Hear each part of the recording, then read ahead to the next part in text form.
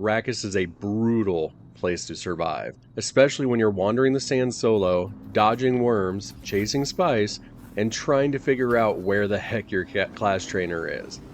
I restarted Dune 3 times already, and not because I'm loving it yet, but somewhere in between the panic of crossing deserts and the promise of creating chaos in 300 people battles, it started pulling me in.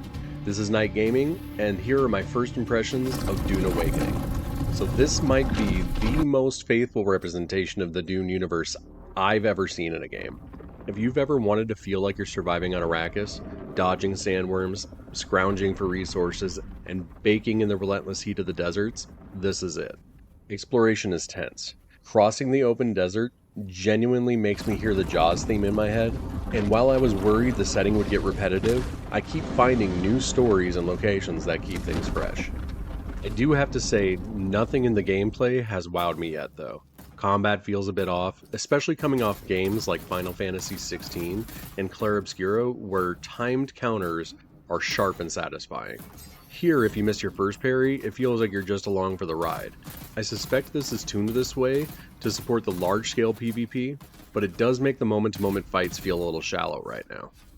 For crafting and base building, what I'd call logistics mode, are functional but basic. Coming off of games like Satisfactory and other crafting and base building games, they work, but they don't inspire me yet. What really slows things down is the lack of loadout management.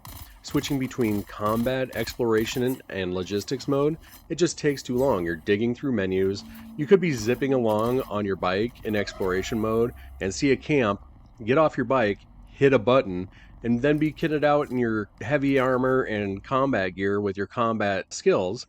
I just want one button that can toggle to change my gear and my skills depending on what I'm doing. Let me prep for a fight ahead of time, a scavenging run, or build a base without digging through menus for 5 minutes. Still, the system feels stable, and the world is compelling.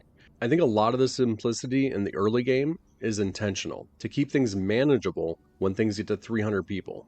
I'm holding out hope that everything clicks in the endgame. For now, I'll say this. At a fixed price, Dune is worth checking out. I wouldn't have paid a subscription for this, I don't think, but if they can stick the landing, Dune Awakening might become something truly special. Did you survive the sands out there?